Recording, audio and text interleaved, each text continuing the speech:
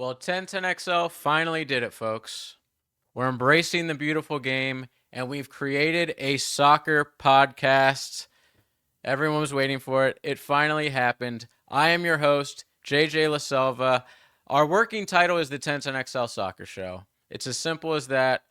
Maybe we'll think of something better, but right now that's what we're rolling with because guess what it is? It's a soccer show, and it's on 1010XL. So we'll be here throughout the entire World Cup. Obviously, we're starting off that. It's in America this year. You can't have a better time to start a soccer show than the World Cup in your host country, USA. So we're going to follow the entire tournament, obviously, but we're going to stick with mostly USA, especially this episode, because I feel like we're going to have a lot of new listeners and viewers who aren't exactly in tune to what's happening in the world of soccer. They're not exactly going to break down the formation that Italy's going to play, against when they play on Tuesday against Bosnia. I expect most of our listeners to have a very baseline knowledge level of what's going to happen in this tournament. So today, that's exactly what we're going to do. Give you some baseline knowledge of Team USA, and they played this weekend. So, spoiler alert, it did not go well. But it gave us a lot to watch, a lot of players that have some expectations. Will they make the team? Will they not make the team? Who are the important players of the team? So we'll go through all that. So first off, we'll just give you a basic of how it all works. The World Cup. There's a bunch of groups. You're in a group with three other teams. So the USA is grouped with Paraguay, Australia, and either Kosovo or Turkey. Which, watch for this. I've already seen it on a couple broadcasts where like we have a new pronunciation for Turkey. Turkey. I don't know what's going on with that. Just for that alone, I hope Kosovo wins their playoff when we play them. But anyway, so we'll start out Paraguay. That's in Los Angeles. That's June 12th. Australia's June 19th, a week later in Seattle. And then the last game, probably against Turkey, is going to be June 25th, 10 p.m. These are West Coast games. They're going to be a little late, so take a nap in the afternoon. All right, so basically, if you win a game in the group, you play all those teams. If you win a game, you get 3 points. If you draw a game, you get 1 point. If you win your group, you move on. If you finish second in your group, you move on. And now it's even lamer. They've added so many teams in the World Cup that there's going to be a few teams that finish third in their group that play well enough points wise that they'll move on as well. So if Team USA doesn't get out of the group, I mean, I don't have to tell you guys, it'll be a huge catastrophe in the world of USA soccer. But I fully expect them to. We'll get into the expectations of the team a little bit later on. I want to just give you so huge news happened in the last year with USA soccer. We got a new manager, folks. So since the last World Cup, since the Copa America, we have Mario Pochettino. We brought him in, and I would say he's easily the most elite, high-level manager that America's ever had. He's not a guy who played for us based on the name. You could probably tell that. He's from Argentina. He's been in elite level football for a really long time. He's coached. His last team was Chelsea, but before that he was with PSG. He basically made Tottenham Hotspur into like a European powerhouse for a while, which is pretty unexpected for that club. I mean, you see them now; they're potentially getting relegated. So he took over for Greg Berhalter, who was like a really controversial figure. A lot of USA fans, including myself, wanted him gone for a long time. And when they like Poch, which that's what I'll be calling him from now on. Also, you might hear me say football. Don't lose your freaking mind, guys. I'm going to say football, and when I say it, I'm obviously talking about soccer. But Poch came in and really like the fan base, USA fan base really was like on fire for this hire. I'm still excited about it, but man, it has not gone exactly the way I expected in his first year or so of managing the country. Um, but listen, I have high hopes for him. I still think he'll be good for the U.S. in the World Cup. obviously we'll wait and see. But massive, massive expectations come with this hiring. If you would have just hired like a Jesse Marsh, someone who's been associated with USA Soccer before, but not really like an elite level on the scale of like the Champions League, then I think expectations would kind of be like, oh, maybe let's just get out of the group stage. But now we have Pochettino. It's in America. The tournament, like the expectations are through the freaking roof for this team right now. I don't necessarily think that's a good thing.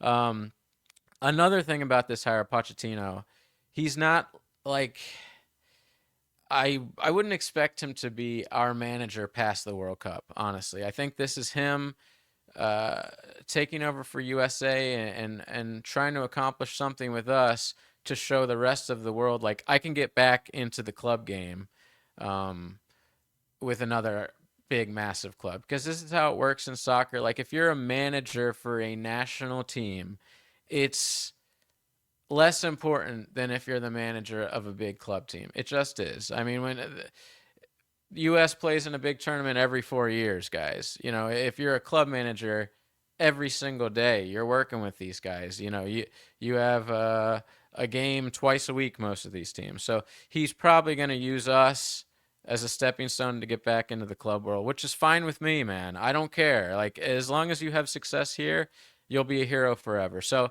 the U.S. coming into this tournament, um, as you probably know, in the World Cup 2022 in Qatar, they finished second in the group behind England. They drew with like Wales, which was a really crappy result. They beat Iran, but the draw against England was really clutch. So they made it out of their group, but then lost to the Netherlands 3-1. It was kind of a close game, but the Netherlands took over in the second half. So we're not really on that level of country yet. Uh, and I don't think we will be for this World Cup, unfortunately, anyway, either. So let's get to Saturday's game. Listen, Belgium's a team. If you don't know a lot about soccer, world football, you'd think Belgium's a small country, like the United States should blast them. They're not England or Italy or Germany, you'd be wrong. Belgium has world class talent. They're not as good as they were. I think USA lost to them in maybe the round of 16 in 2014. I don't think this is as good of a Belgian team, but still world class players all over the place. Like Jeremy Doku would be our best player by far. They killed us on Saturday, guys. It was 5-2. It's a friendly match, and it wasn't Atlanta. By the way, the color clash with the jerseys between the two clubs was almost impossible to watch on TV. Hopefully, we don't have that issue in the World Cup. But anyway, we played a good first half up until about the 40th minute. And that's when we gave up a goal. Well, McKinney scored a little earlier to give us the lead off of a corner. Then we give up the goal to tie it. And then after that, it was just like Belgium was off to the races in the second half. We could not control them on the left wing whatsoever. We'll get to some of the players in a bit. But it was just not what you wanted to see as an American going into this tournament. Um, it's a home game. I know it's a friendly, so the result doesn't really matter. You just want to see how the team plays, how they're gelling, how they're being coached. And there was some things that I liked, but a whole lot that I didn't like. A lot of red flags for the American team on Saturday. Defense especially. We were missing one of our key players. We'll get to him, Chris Richards, but honestly, like even if you put him back there, I don't know if the result would be that much different. I don't think it might be 5-2, but we definitely would have lost the game even with him in there. But we desperately need him back. We need to solidify the back line, which is the defenders at the back. Just gave up so many easy chances on Saturday against Belgium. It was not a good look. Um, a couple players that are really important for this team. We'll go over them right now. That we need to sort of get in a groove before this tournament, and how did they play against Belgium? So first one, obviously, Christian Pulisic. he's our captain. He might not always be wearing the armband, but he's our captain. He's Captain America. He's our best player. He's our most important player. We go as far as he's going to take us, really. And he's been really crappy lately. He plays for AC Milan. He's a forward. He had a really awesome start at the beginning of the season and last year. 17 goals, 10 assists last year. He's got 10 goals, 3 assists so far this year. But since he came back from a little bit of an injury a couple months ago, he's not the same player at all. And you could see that on Saturday. He had a few chances. There was one early in the second half, I believe, where he danced his way into the box, got past a few people, and took it on his left and just skied it. I feel like a healthy Christian Pulisic is putting that on net. And he just wasn't like beating his man like he normally does one on one. He wasn't even taking him on really. You could tell his confidence level was way low. I think since he's been back from injury with Milan, he has like 1 assist, no goals. It's been a rough month or so for Pulisic, and it wasn't any different on Saturday against Belgium. He looks like a guy coming back from injury. I wouldn't worry yet about him specifically because, like I said, he's not full strength. He's not 100%. And I believe that once we get into that little period after the club season and before the World Cup starts, we could use that 3 weeks to get Pulisic healthy. And a healthy Pulisic is very important for this team, man. I mean, I can't stress that enough. Next player, Weston McKennie. We saw him score a goal off a corner. He's a midfielder. He plays for Juventus in Italy. Both of these guys, the first two guys I mentioned, play in Italy. McKennie, if you watched any soccer from Team USA over the last 5 or 6 years, you know this guy. Really important player to our midfield. He plays all over the place. Um, he's got 15. Excuse me. I'm reading the wrong guy. He's got like important goals for Juve in his career. I wouldn't say a lot, but he's one of those midfielders that crashes the box. He's great off corners, set pieces. You saw it on Saturday. It was off of a corner kick, and he kind of like sneaks behind his defender and a perfect touch. Beautiful touch for the goal. McKennie, just the veteran presence we need in midfield. He plays all over the place. You could play him at right wing, left wing. You could play him in the back, honestly. He's a great utility player to have. You can bring him off the bench whenever. Like, I, I'm a Roma fan. I hate Juve, but I love Weston McKennie. I think he's going to have a great tournament. We need him to have a great tournament. Next guy, Balogun. So this is a guy who is a striker for us. He plays in France. He plays for Monaco. He's like one of these guys who is like American, like he was born in America but spent basically his whole life in Europe. Like English is not his first language. Um, if you remember past World Cup teams, we had a German contingent of American players who were like guys born on military bases in Germany who like barely even have been to America and barely speak English. We have a couple of those guys on our club. One, Serginho Dest. He's a right back. Another one is this guy, Folarin Balogun. He's a striker. We need him to score goals, man. We need him to fill it up for us to do anything in the World Cup. The only thing with him, he's not like a striker that you could just like kick the ball long to him and he's going to hold it up and bring everybody else into play and kind of he's he's like your typical striker that's just trying to get goals. You know, he's in the box trying to get a header, trying to get a deflection goal. I don't know if that's I don't know if that's the best option for us. But he's really the only option we have at striker. I guess Pepe, but this guy, he's got 8 goals in 23 games for the U.S., which is really freaking good. 15 goals so far this season, 5 in the Champions League, which if you don't know, that's like the highest level of football there is in the world, is the Champions League. He's already got 5 goals in that tournament. Um, he's not the style of play striker I would want, but he's all we got, and we're gonna need him to score. Next key player for the U.S., it's sort of like a 3 guys I'll put into this category: Tyler Adams, Tessman, and Johnny Cardoso. So, um, Adams plays in England, Tessman plays in France, Cardoso plays in Spain. So you'll see that about most of our starting players. None of them are in the MLS.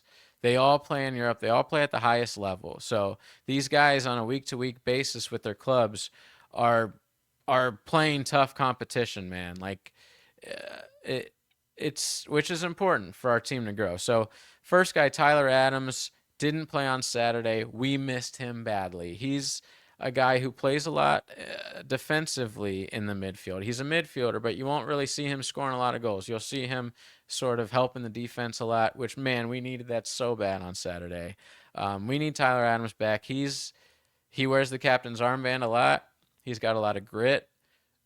He makes the tackles, the important tackles. He's not afraid to put a hard foul in when we need him to, get a yellow card. Like, that's something you didn't see on Saturday. I know it was just a friendly, but man, when you're getting torched like that in the second half, you need a guy to put in a hard tackle, man. You don't have to put the studs up and get a red card or anything, and you don't have to try to hurt the guy, but just let him know you're there and that it shouldn't be this easy, especially at home. You're getting boo birds from the crowd in Atlanta. Like, we needed a guy like Tyler Adams to put a hard tackle in on Saturday. He's going to be really important to the club. The club, I keep saying that. The team, the country. Tessman sort of played in his role on Saturday. I like this kid a lot, and I think he's got a great future with the national team, but he was like, he disappeared the entire game. I almost forgot he was even on the pitch for most of the game until he got subbed out. And I'm like, oh my goodness. I really had high expectations for him. Listen, it's just one friendly against Belgium, but I think that hurt his chances of starting in the World Cup a lot on Saturday. Last one, Johnny Cardoso. So this is a guy who's been playing for Atletico Madrid, massive club, massive club. Like, he's starting for a huge club, but ironically was unable to get into the United States team for months. Like, under Poch, I don't remember him really ever playing in any of the lead up games like last fall. He started on Saturday, which was really cool to see. They're finally giving him a chance because I think he should be on the World Cup team. He should be starting on the World Cup team. But they subbed him off at halftime. I don't think he really got his fair shake in the game on Saturday. So I'm not even really comment too much about him. I did not like that Poch took him off at halftime. I guess, like, if any of the changes that needed to be made, it would have been in the defense. You know, Timothy Weah, who's another player who he he's sort of like a utility guy. You could put him anywhere on the pitch. He plays for Marseille now. He used to play in Italy for Juve as well. We had him at right back. He was getting torched the whole game. I'd like to see John Scally in a position like that. He's more of a defensive right back instead of a guy who go like Weah. When he goes forward, he's really good. The only problem is the United States isn't gonna go forward a lot. If we were smart, we play a lot of defense and play on the counterattack. That's probably our best chance of winning a lot of these games. So we don't need a right back who's going to be forward too much. So I'd put Scally in there. Doku just absolutely exposed him way on Saturday. And last really important player, Chris Richards. Like I said, the defender. He's from Crystal Palace, which great name if you don't know. It's a club in England. He plays for Crystal Palace. He used to play for Bayern Munich, massive club. This kid's for real, man. We can't rely on the defenders that we have been for so long, like a Tim Ream. Listen, Tim Ream's had a great go of it, a great career with the U.S. national team, but he's just not at that level that we need to be good in this tournament coming up. Like, Chris Ream's good with the ball at his feet. He can make little pretty passes and stuff like that, but that's not the defender we need. He was responsible for the handball on Saturday that went to 3-1. There was no need for that. He wasn't like necessarily responsible for all the goals from Belgium on Saturday, but he played his part on most of them. Like, he's just not the defender. First of all, he's an older guy. Like, you had a great run. It's over. Maybe put him on the bench, bring him to this last World Cup. I'm fine with that. But Chris Richards has to be starting his role. I just thought the McKenzie and Ream on Saturday, it was just an awful look. They weren't helping out way on the right at all. We cannot have that going into the tournament because even if you're playing teams like Paraguay, or who else do we have? Turkey. Turkey will destroy us if we play like that on Saturday. I mean, Turkey has some of the best young attacking players in the entire world. So if Turkey gets through Kosovo this week, which I highly expect them to, that's going to be our toughest game. Um, so the last thing I'll say about the roster is the goalkeeper, man. Like Turner has been our keeper from the last World Cup. He's a guy who in past generations of US teams, he would never be on the roster. Like my whole life growing up, the US never had like the star talented midfielder or forwards that we have now with like McKinney and Pulisic. But we always like who are playing at high levels in Europe. Pulisic's like scoring a game winners in the Champions League semis. Like we didn't have players like that growing up. We always though had like the most elite goalkeepers in the world for some reason. The Casey Kellers, the Brad Guzans, that we just had 1,000 of them. And now, ironically, when we have like our best roster of all time, or I wouldn't say best, most talented roster of all time, we have our worst keepers ever. And it sucks. We tried Zach Steffen a couple years ago. He played for Man City. He was a bust. Turner on Saturday was god awful, man. There was a couple of those goals that he should have saved. I mean, he needs to be replaced. We'll see. We'll see in these. We do have a couple like friendlies, I guess you could call them, like leading up to the World Cup to get, you know, more of a feel for this team. We have Portugal. That's tomorrow. By the time you're hearing this, that game will probably already be done. That's in Atlanta as well. Senegal on May 31st and Germany June 6th. So these are like high level countries. I mean, so for us to see what they'll look like against Germany, Senegal, and Portugal, that'll be a big warm up to see how they'll look in the World Cup because these teams they're playing in the friendlies aren't as good as the teams they'll actually be playing in the group stage for the World Cup. So that brings us to like the expectation for the team.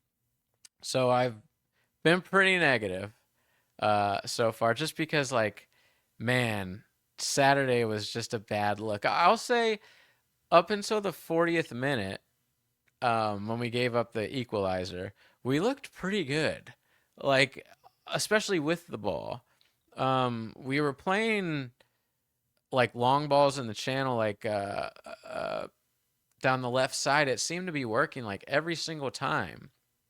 But, like, so with the ball, we look good. We look dangerous. We make chances in the box. Like, McKinney missed one, I think it was off of another corner. Yeah, like we look dangerous off set pieces. So like with the ball, we look dangerous.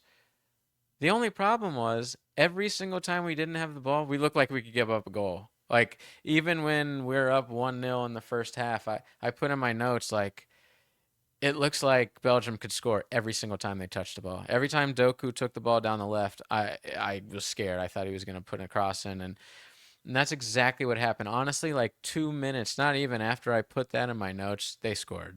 And it just made me laugh. Like, Doku went down the left. He would put in a shot. Turner would deflect it.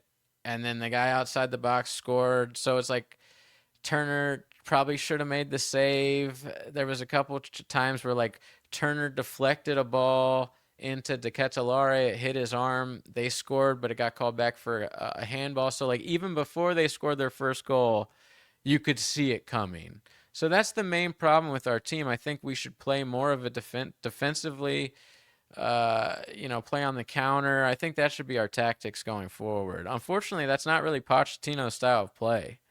So it's going to be interesting to see what happens, to say the least. So my expectations for the team, all that being said, Pochettino said going into this game, I don't know if he said it to like make his team believe, like speak it, believe it, receive it type thing. because I can't possibly think he actually believes this, but he was saying to the media before this game on Saturday that he can't wait to get back to Atlanta, where the game was, for the semifinals in the World Cup, because that's where we're gonna be, in the semifinals. Like, dude, no one believes that. Like, there's players on the team don't believe that. It's an unrealistic expectation to even put that out there in the world, that the U.S. is going to go to the semis of the World freaking Cup, dude. Like, it's not happening. Like, as Americans, we need to set our expectation level way lower than that. I know that it's like a tournament in our country, and it's in your home field. You'll have all this advantage, but we're not at that level yet of some of these clubs or teams. So my realistic expectation is, here's our group. We beat Paraguay. We beat Australia. Two really low level teams. And then against Turkey, we draw. So that would give us 7 points. We're definitely going to win the group after that. If you get 7 points in that group, we're winning the group. To me, that's the perfect way for us to go about this group. Win the first two, and then you don't necessarily need to beat Turkey. A draw is fine enough to win the group. Because when you win the group, if you win this group, Group D, you get to play a third place team, which is huge, man. I couldn't imagine any third place team being like Spain or Brazil or England or even Italy, if Italy makes it. I just could see it being, a Canada or something like that, or like a Senegal or Ivory Coast, like someone not at that level. So if we win the group, which is super important, you have to win this group so you can play a third place team, then we win that. And I would expect us to. Unfortunately, this is sort of it's a bigger field for this World Cup. So you don't go straight from the group stage to the round of 16 like you usually do. There's a round of 32.